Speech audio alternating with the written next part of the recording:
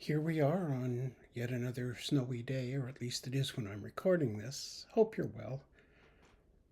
Our focus for this lecture is the United Church and war.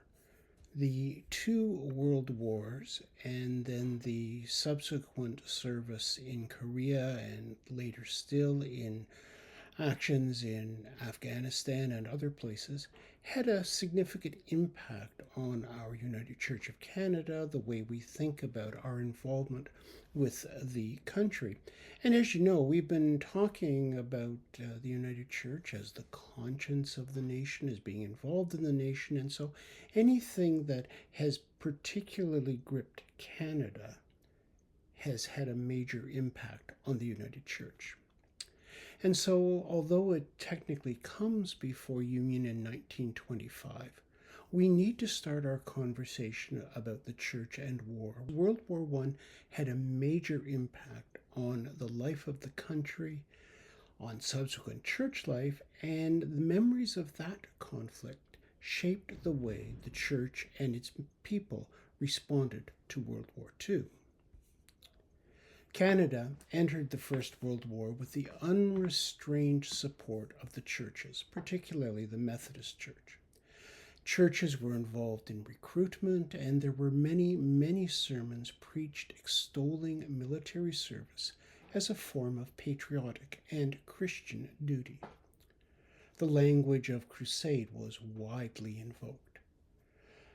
War involved church women in knitting scarves and socks and hats for soldiers and gathering bales of clothes for civilians in war-devastated areas, providing daycare for those women who were entering the workforces and comforting one another in their shared concern about those overseas.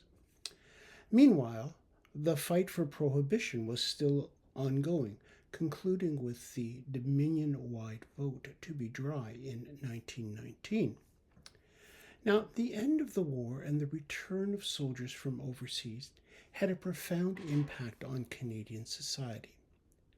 Prior to the war, for about 15 or 20 years, there had been widespread optimism throughout the English-speaking world. Technological innovations in particular were seen as the ways in which a bright, fair, and just future could be introduced. However, the war demonstrated how increasing technological sophistication could also be used for wholesale destruction and killing. The concept of machines enslaving human beings rather than liberating them was a powerful subtext throughout much of the 20th century literature, drama, and movies. There was a downturn in optimism that is evident across the English-speaking world in this period in the wake of the First World War. And churches, having taken on the war as a glorious crusade, were very much part of the negative backlash when the war turned out to be something quite different. The churches had expended much reputational capital in promoting the war, and they found themselves viewed as in the same suspicion that many social institutions endured. They were blamed for a war that had done little for common people while being largely about empire. And at the same time, soldiers who had grown used to the somewhat freer morals of the war and the front were often unwilling to accept the tighter strictures of the church when they came home. Women, having lived independently of men and having discovered their capacities in industry and commerce, were unwilling to retreat to the more restricted roles society allotted them in the pre-war period, roles which the church seemed to support. So the war accelerated a number of convictions about the roles of men and women in society, which were seen to be in opposition to church teachings, or at least calling those teachings into question. Pre-war prejudices that held women for some jobs simply had not survived the test of reality. So the Canadian society that emerged from World War One was drastically changed from that which went into the war. For one thing, Canada per capita experienced a greater number of casualties than any place else in the British Empire or the Commonwealth. In other words, whole swaths, a whole generation of young men, particularly, some women, but mostly men, simply disappeared. And those that did return spent the rest of their lives dealing with the trauma of that experience. And so that changed society everywhere. The optimism of the 1800s leading into the 1900s had given way, and there were storm clouds on the horizon. Several of the empires which had been fixtures of the global scene had collapsed. Communist revolution had totally altered the face of Russia, but in ways that were still unclear. There were significant questions about how and if human institutions could make life better. And there were lots of questions that were being raised to the surface about the whole presence and absence of the divine in human affairs. How can God be on our side and their side too? How can God allow this kind of slaughter to go on? And all of those were challenges as the churches struggled to regain their place in society. The treatment of those who were anti-war in sentiment also raised significant questions about the capacity of the church to handle moral and sincerely held dissent. In an earlier lecture, we saw the treatment of J.S. Wordsworth, whose opposition to the war came not from pacifism as such, but from his objection to the profiteering of arms manufacturers. Many who had spoken against him earlier were now wondering if, in fact, he did not have right on his side. And Methodists who were pacifist for any reason had been treated very, very badly by their church during the war. And that left a certain sour taste as well as a certain amount of guilt feeling after the war. In the post-war period, as well as being heavily involved in the effort to win the vote for women, which largely emerged from their contribution to the war effort, Canadian society had to come to terms with a very different view of women as citizens. In fact, if not yet in law, and this, of course, impacted the churches. Now, in the period after World War I, there was a strong anti-war movement that spread across much of society, and the churches were by no means immune. World War I had seen conflict on a scale and with a barbarity that most had never imagined possible, and there was a strong visceral opposition to any possibility that it might occur again. And so during the 1920s and the 1930s, the United Church embraced the principles of pacifism, stating through the General Council that it, quote, held war to be contrary to the mind of Christ. With Hitler's rise to power and increasing aggression in Europe, the Church backpedaled somewhat and acknowledged that there was, in fact, a degree to which war was a necessary and acceptable evil for the defense of the innocent. Unlike the mood during World War I, however, there was neither an active endorsement of or enthusiasm for battle, and the churches were much more restrained in their support of recruitment. And so it was on September 3rd, 1939, that United Church congregations gathered with a sense of foreboding, tense and heavy-hearted. Only hours earlier that day, Great Britain had declared war, and although Canada's entry was still a week away, everyone knew it was a foregone conclusion. We were part of the Commonwealth, and we would come to Great Britain's aid. The Church, since the First World War, had been peace-minded. There were numerous missions overseas, and so the Church now had an international outlook. and ministers and more committed lay people had been watching Japanese expansion in China and the gathering power of Mussolini in Italy and Hitler in Central Europe with great anxiety. The Church had spoken out powerfully against the arms race. They had urged support for the League of Nations and advocated sanctions which no country would apply because they interfered with trade and commerce. And so it was that the 1939 yearbook reporting for 1938 stated, and I quote, "The matter that weighs most heavily on our people is the discovery of a Christian way to peace." The same edition of the yearbook reported that groups of churches and non-church groups had been working to persuade the Canadian government to open its doors to refugees and others who were victims of political persecution. There was some small success in this effort. 5,000 were admitted in 1939. And now the church was involved in the war that it had feared was coming. So on that fateful Sunday, clergy tried to speak an encouraging and strengthening word because even the most unimaginative listener had an idea of what lay ahead. So a few weeks later, the then moderator, Dr. J.W. Woodside, in a letter to ministers, outlined their role in an anguished time. And I quote, "Our first task is to reaffirm our faith in God, the God who is the God of the end and will thus keep alive a sense of indestructible virtue. In the second place, we must keep alive the vision of the underlying unity of all Christian people in the world-wide and indivisible church.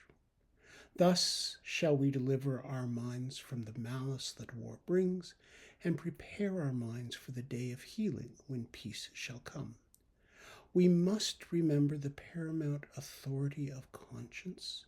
We are at war with a power that seems to disregard conscience, and we must not fall into its error." End of quotation. There's a not so subtle reminder there that pacifism and anti-war sentiment were in fact consistent with the message and mission of the church. And there were some clergy whose opposition to war in any form was absolute. 75 of them published a witness against war in the United Church Observer, and though the General Council sub-executive repudiated as unrepresentative, the church as a whole kept its lines of communication open with its pacifist minorities, and only a few had to break their congregational relationships, which was a far cry from the pattern that evolved in World War I. Meanwhile, acting for the great majority of the country and of the church who felt that after the attack on Poland there really was no option to fight, the church organized a War Services Committee. And this group administered the church's response by setting up war service units in pastoral charges to sew and knit for refugees and combatants, and the material for this was provided by the Red Cross, and soon about 1,000 groups were at work. And by the end of June 1941, they had turned in 2.5 million articles. The church also organized chaplains, and with a couple of years, in addition to those serving as combatants, 120 clergy were serving with units abroad and at home, which were seriously depleting an already understaffed church. By the end of the war, the number of chaplains had risen to 254. Every congregation in Canada and Newfoundland felt the impact. In no time, their young men and some of their young women were enlisted and far away. By the end of 1941, 500,000 were under arms, including 1,200 First Nations Canadians. And after a decade of high unemployment, suddenly there was work for everyone. National defense plants sprouted up across Canada, offering good wages, and people flocked to these new communities. Whole populations seemed to be on the move. Within a couple of years, 800,000 people, or one-sixth of the population, many of them women, were employed in munitions manufacturing. And many of these plants were located in new communities, some of which seemed to sprout up overnight. Providing spiritual care and shepherding in these new towns where many of the old associations had broken down challenged the denomination. Meanwhile, those back home were trying to carry on with depleted resources, which sometimes included the minister. For instance, Manitoba alone lost 60,000 people, either enlisting for war services or moving emptied of people and therefore unable to continue ministry. In several areas of over 400 square miles, congregations shared one minister or summer student. That was the condition in Manitoba, and the same applied in Saskatchewan. In northern Ontario, where the Depression land settlement process had not worked well, the exodus left a chain of ghost towns behind. Here and there were people who could not be abandoned. And so the Reverend A.K. Charlton looked after 10 preaching points in 1943. And when the roads became impassable in the winter, he skied for 25 miles a week. Financially, the country was booming. But prosperity also brought challenges. In cities, as mothers went to work, latchkey children with no oversight and no care following school led to an increase in juvenile delinquency. In 1944, the Board of Evangelism and Social Services reported that 167 pregnant girls had applied to the Victor Mission in Toronto that could take only half of them. The average age of pregnant girls admitted to our 5 United Church homes in 1945 was 15 years. Many families were unused to the newfound wealth, and alcohol problems grew in scope. The clergy were kept busy. In this period, responding to a variety of different and more complex needs, we find a variety of counseling services being sponsored by the church and by missions, and many clergy reported horrific stories of alcohol abuse. Now, the church profited somewhat from the growing affluence. Giving to the Missionary and Maintenance Fund, which preceded Mission and Service Fund today, grew steadily. Over 50,000 was given to bombed out British churches, and the whole Depression era of $1.75 million was wiped out. In 1940, the General Council, with the encouragement of the federal government, encouraged people to buy war bonds and certificates as, quote, a loan to your country and a gift to your church. Committees sprang up across the country, and there was an enthusiastic response.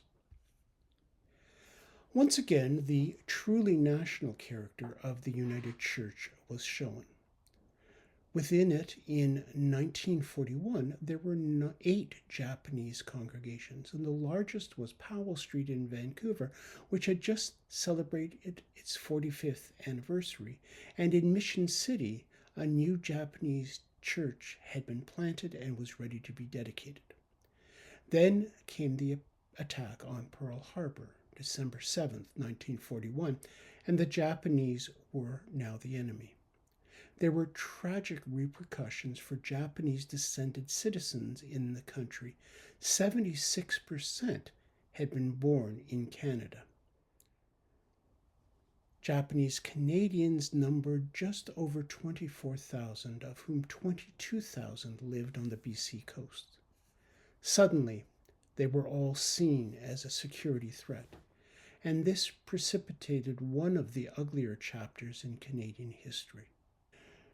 Though they had an excellent reputation as hardworking and law-abiding and industrious, and so it was that the war lay gave legitimacy to the undercurrent of racism and envy for their economic success.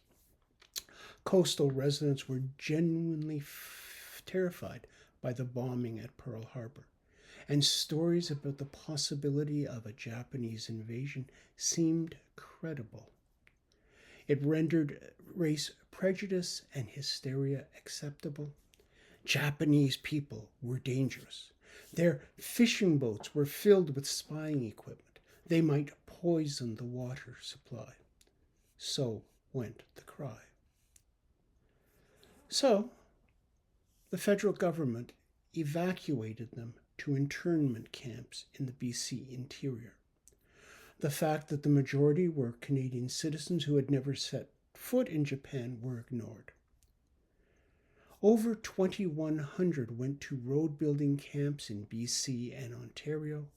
3,600 were given work in sugar beet fields in Manitoba and Alberta, and a further 3,000 were scattered to various places across the eastern part of the country.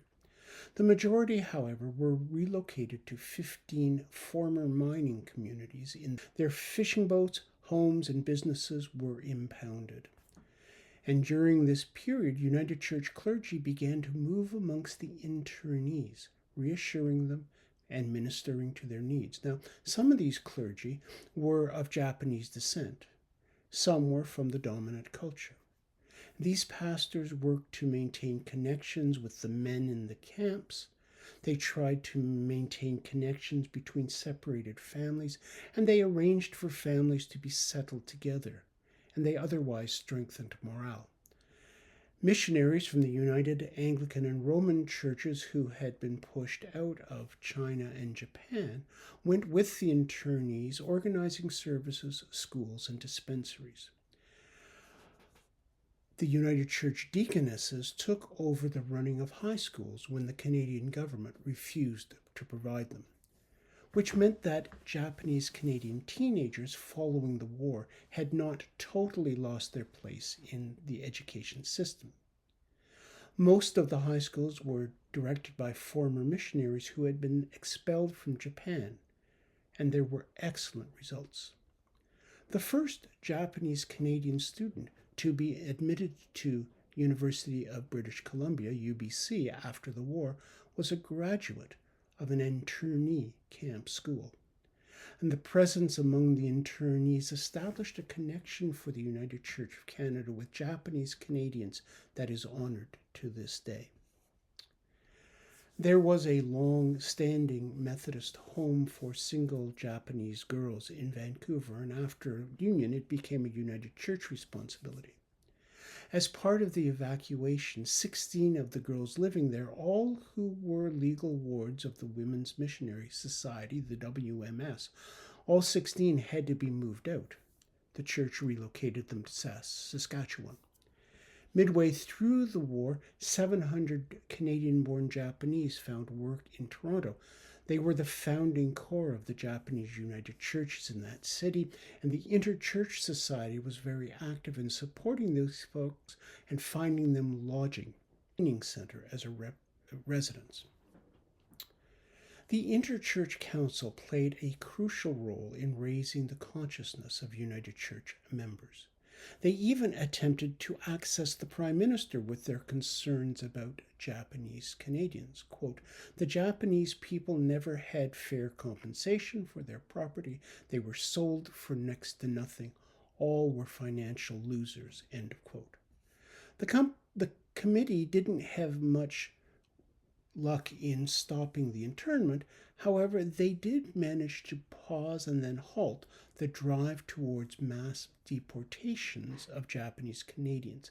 In 1945, there was countrywide agitation to ship back all those of Japanese descent, regardless of their place of birth, to ship them back to Japan. RCMP officers were used to urge the Japanese to sign a consent form to be transported. No one wanted to go, but a number of the older generation did under significant pressure.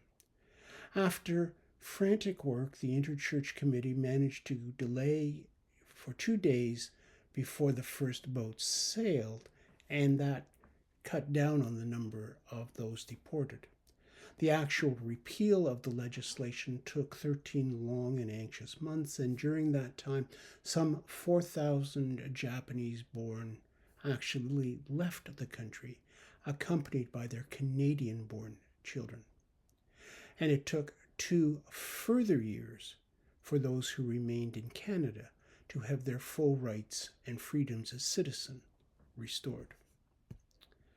It was a somewhat similar, if less extreme, story for 300 German schoolboys who were in England when the war broke out and were shipped to Canada and interned. The churches in Toronto took action on their behalf, and in 1941, the Committee on Refugees appealed with success for help. And Victoria University, which was a United Church institution, fought and won a battle with the University of Toronto to have some of the children admitted as students. This was after University of Toronto had decreed that they should be banned as enemy aliens. Also during the war years, the theological colleges tried to increase the supply of ministers by accelerating the speed of their program. Students were allowed to continue studies during summer field. In 1943, a short course for women was introduced at the United Church Training School for Deaconesses. Educating children was a work that continued to accelerate, as did church-supported hospital work on the BC and Labrador coasts, the only medical assistance offered to far-flung communities. The statistics for the war years are interesting. Membership climbed from just under 700,000 to just over 750,000. Sunday school slipped from 550,000 to 475,000. Midweek groups also declined, probably due to a lack of leadership. Overseas, the impact on mission work continued. India, which had not yet declared self-rule, declared war on Germany the same day as Great Britain.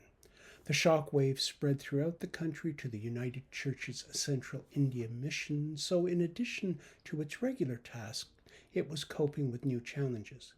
Significant numbers of the socially oppressed castes converted to Christianity, seeing it as a way to improve their lot in life.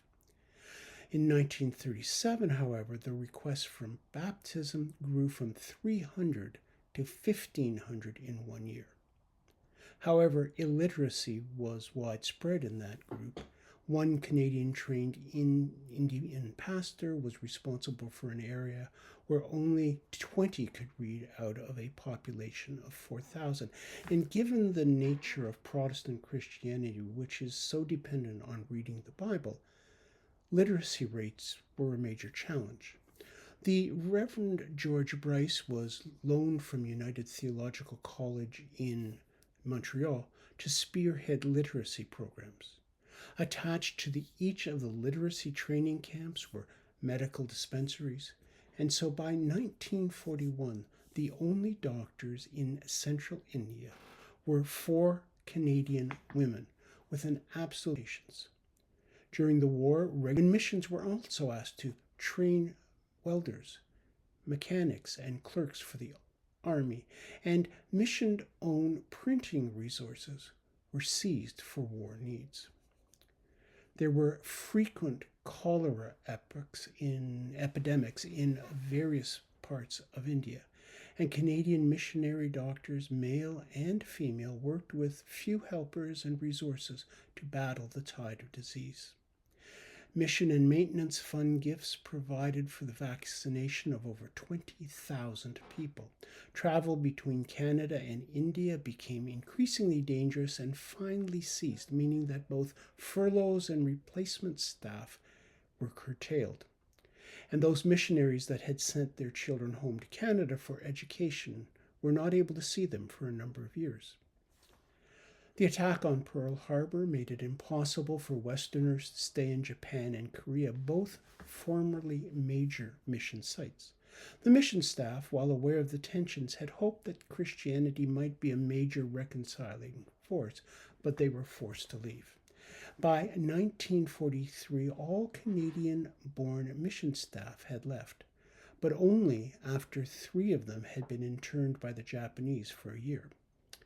And so when Japan joined as the third of the Axis powers with Germany and Italy in 1940, Japanese Christians and their Canadian friends saw the disruption that was coming. And so the United Church Mission managed to transform ownership and control of kindergartens, school property, social work, and church property to Japanese hands. So, in other words, the ownership changed and the work continued.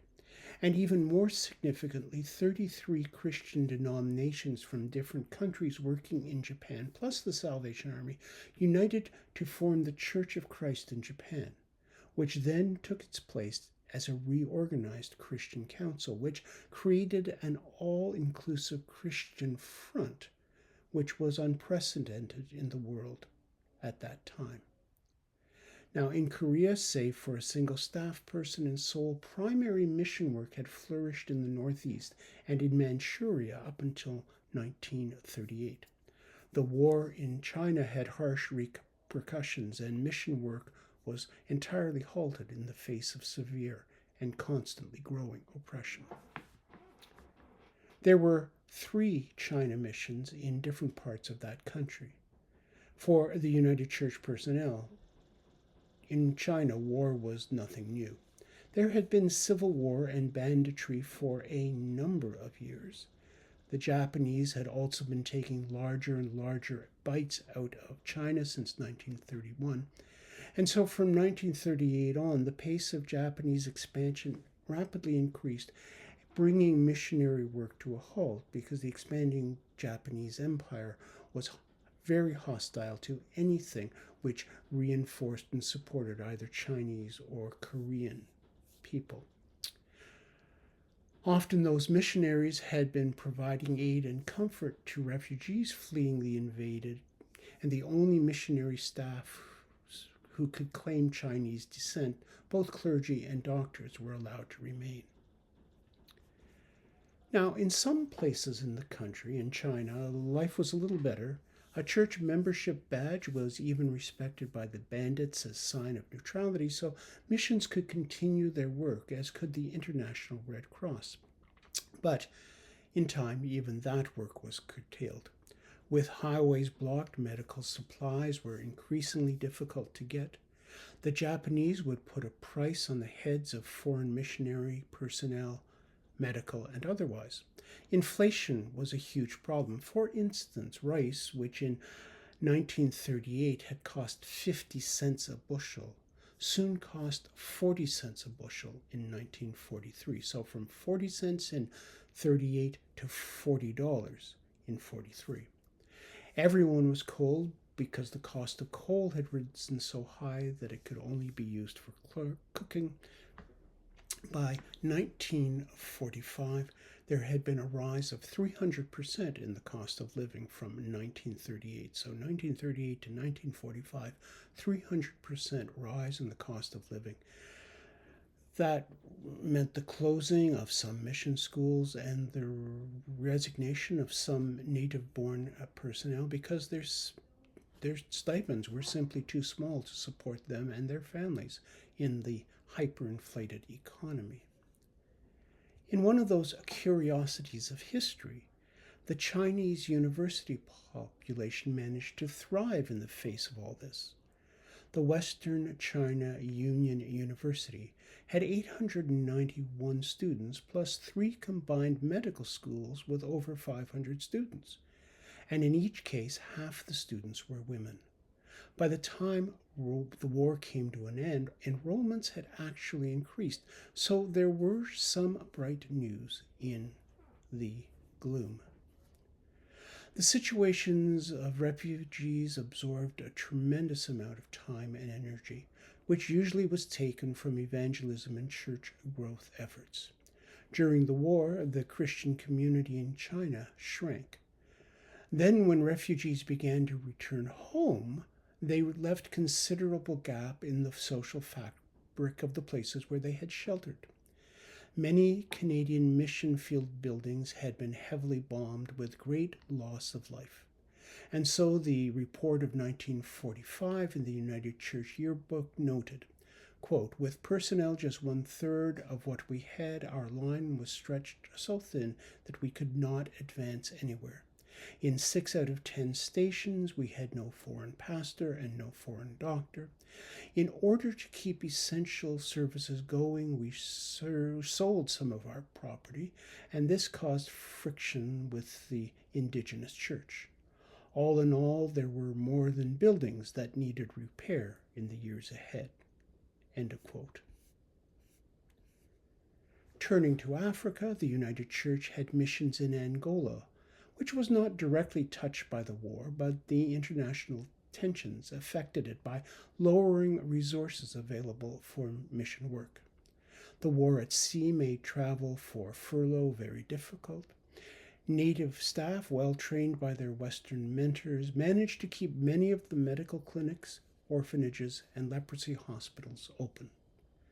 And so that's an overview of the impact that war had on the United Church, internally, within the nations, and overseas. Like Canada itself, the church was not left untouched by war, and like the nation, there were both upsides as well many, many downsides to years of conflict. Since the end of World War II, the United Church has increased its official anti-war stance. We have played a significant role in various anti-nuclear arms and landmine struggles. In most cases, official church policy has been to oppose military intervention, but to support Canada's peacekeeping role. The church has also strongly opposed and tried to draw attention to the fact that Canada makes considerable profit as a major arms manufacturer and exporter.